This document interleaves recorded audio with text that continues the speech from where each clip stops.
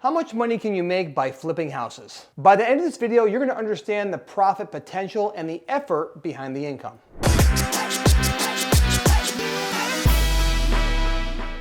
How much can you really make per deal in flipping? Well, let's break it down. This is not a get-rich-quick scheme. This is life-changing money, but it has to be done right. I'm going to walk you through real-world profit ranges and what it will take to hit them. So when you say how much money can you make by flipping houses, the real question needs to be how much can I make per deal? Once you know how much per deal, then you can multiply that by how many deals you want to do per year. In other videos on our channel, we talk a lot about different kinds of flips. There's contract flipping, there's as-is flipping, there is repair flipping, there's cosmetic flipping, there's full rehab flipping, and there's value add flipping. So it really depends on what type of flipping you want to focus on. For this illustration, let's talk mostly about cosmetic flipping because that's what most people are used to when they see it on HGTV. They've popularized it, and most people think they can flip a house in an hour on TV, which is not even close to being true, but we'll talk about that. When Amber and I first started, 1,200 houses ago and almost 20 years ago, we used to aim for a $20,000 profit on a deal. I'd evaluate a deal and say, if we can make $20,000, I'm going to tackle this deal. Well, the truth is, that was a mistake. I got really lucky because the price point that we worked in, that number worked. Had I worked in a higher price point, like in a Denver market or in a Nevada market or in a Washington or Los Angeles, that number would have crushed me, and I don't even know if I'd be here today. So I want to talk to you today about what to do and what not to do as you work towards how much you can make as a house flipper. Don't focus on one number. I want you to focus on percentages. And I want you to say to yourself, I want to shoot for a 20% profit margin. Ideally, that's where you want to be. The national average is around $70,000 that people make when flipping a house. And that number is usually based on the amount they pay for the house minus all the expenses, including all the capital repairs, everything they put into the house. They sell the house, pay off all the expenses, and then when the number is left over, it should be about $70,000. Now, that's a good number if the house was sold for $350,000. That'd be about a 20% return. Remember, you would take a percentage of the ARV or the after repair value. A 20% return on $350,000 would be $70,000. If that house, however, was $1.4 million, that's a 5% margin. That number is not so good anymore. You got to be really careful in the numbers that you're working on and the area that you're working on, because the amount of the houses of the finished product will determine the percentage you should work for. Now, in the higher price markets, you're looking at anywhere from 8 to 10% would be a healthy profit margin to be in. So if you're in Denver, Colorado, or if you're in Southern California and a house sells for $1.5 million and you're shooting for a 10% profit margin, you should make $150,000 in profit on that house. If, however, you're selling a house someplace in Nebraska and let's just say that house sells for $150,000 all finished up, well, you should be happy to make a $30,000 to $40,000 profit on that deal or a 20 to 25% margin on that house.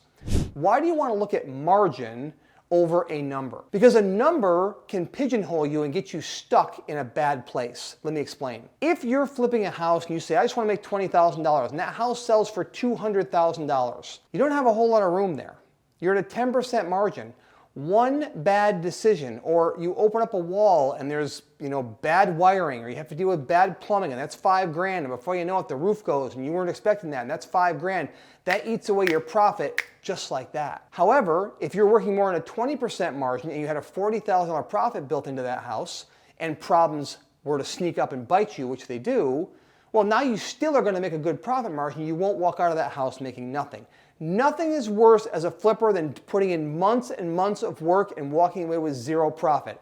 Ask me how I know that. After 1,200 flips, it happens. And if anybody has done any kind of volume, tells you they've never lost money on a deal, they just haven't done enough yet, okay? Now, I want you to focus on that margin. Think about the fact that if you have a house in, I'm going to say Denver, I have a brother who lives out there, and his house, let's say, sells for $800,000. Well, if my brother's house is $800,000 and we were to flip that house and we can make a 10% margin, that's $80,000. $80,000 will help me cover a lot of potential problems that might arise. And also, if I have to hold on to a house longer than expected, Holding costs, or the silent killers of real estate deals, we have plenty of videos in our channel that talk about that, they will hurt you because the higher priced house, the higher the holding costs. So the more days you hold on to a house, the more it eats into your profit and comes directly out of your pocket. So you have to have room to protect yourself. Having a margin of either in a higher price market, 8 to 10%, or in a lower price market, hopefully 20 to 25% margin, not only increases your profit, it's not about being greedy, it's about protecting your downside.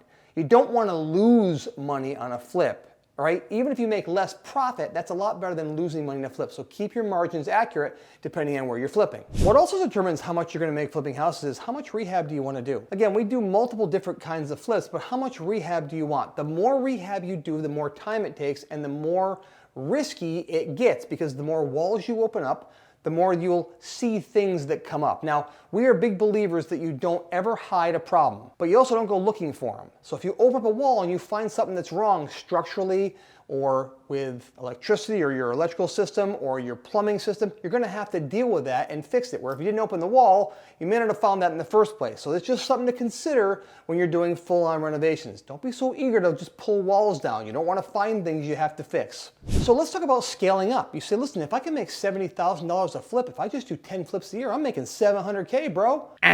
No, you're not. You're not making that much money because problems don't just multiply by the number of houses. For some reason, the math doesn't work that way. In other words, going from one house to two houses doesn't mean you have 2 times the problems. It means you have 4 times the problems. Because you think you can use the same contracting team for both houses, because they always tell you they can do it. That's a mistake. You also think you can have the same supplies and you'll buy the same material for both houses. You'll make it cookie cutter. It doesn't work that way. A lot of things look good on paper, but don't work as you start to scale. So as you scale, you're going to have more problems to deal with. I'm not saying don't do it, but scaling a flipping business is very different than doing 2 or 3 or 4 yourself every year. There's many years in the past that I've done over 100 flips, and I've actually made less money than years that I've done 5 flips myself in the early days. Because business brings on its own set of challenges, its own set of expenses, its own liabilities, its own time suck, its own need to have different permits and have different licenses and all the things that come along with growing. They call it growing pains for a reason. It costs money to scale your business. And most people don't think about that when they're thinking about how much money can I make flipping houses. Again, don't feel bad for me. We do very well for ourselves with 100 flips a year, but it took a long time to get there to build the right system to do that. You know, can coaching help you scale your business and be more profitable?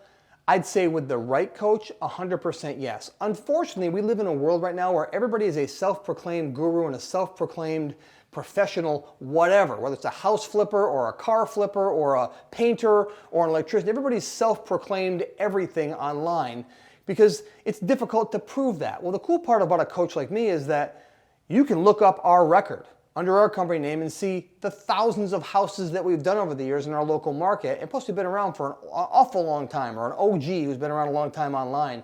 So if you're choosing a coach, find someone that has actual experience, not self-proclaimed fame, but someone that actually knows what they're doing. We live in a world right now where everybody's wanting to call themselves a coach, and it's really, I don't know, it discredits people that really have a passion for doing it. I don't coach and do these videos because I need to. I do it because I love it. And I love to help other people reach their goals through real estate investing like we did. And Amber and I struggled. We struggled really bad. We had no one to help us, no coach, no guidance. And we paid hundreds of thousands of dollars in mistakes and years of lost time on my life by not knowing what to do and not having someone to call. And that's what we're all about doing this today. I would tell you to find your groove. If you currently have a job, don't leave your job to flip houses. First, see if you like flipping houses alongside your current job. Will it be crazy for a little bit? Yeah, it will be. Is it worth it? Yes, 100% worth it. But find your groove. Do you like doing flips? Do you like doing rentals? Do you like doing more than 1 flip a year? Do you like managing? Do you get excited about it? Is it an adrenaline rush for you? It's a pretty fun ride if you like it, but you'll know pretty quick if you don't like it. There's a risk tolerance that a lot of people just can't tolerate there. And I think it's important that you decide, what is that for you? Do you want to go for the big numbers? Because I'll tell you, flipping 100 houses a year is not for the faint of heart. I've had many years in the past of losses, significant losses, to build what I've built today. It took a long time to get to where I am because I had no coach to get there. It's why I'm so passionate about helping people reach their goals today, because I don't want you to have to suffer like I did. But find your groove, find what works for you, and just take one step at a time and just learn how to flip. Find the method you like to flip with, find the people you like to work with, join a community, join a group, join ours if you want to. And I would love to help you reach your goals. We're talking a lot about profit, and profit does not come from guessing. You have to have a systematic approach to looking at your flip. We have built a system over 20 years of blood, sweat, and tears that has helped us determine if a house is even worth flipping. It helps you determine the ARV, the after repair value. It helps you determine what we call our MAO, or the maximum allowable offer, the most you can offer on the house to make a profit that's enough to keep your head above water on this. And how to estimate repair costs very simply on this sheet. And this video is right here for you. Check it out so you can learn and be educated and have the confidence to move forward as either a brand new flipper or someone who wants to start scaling their business. And if for some reason the video is not here, there'll be a link in the description below. It's my gift to you. Go check it out.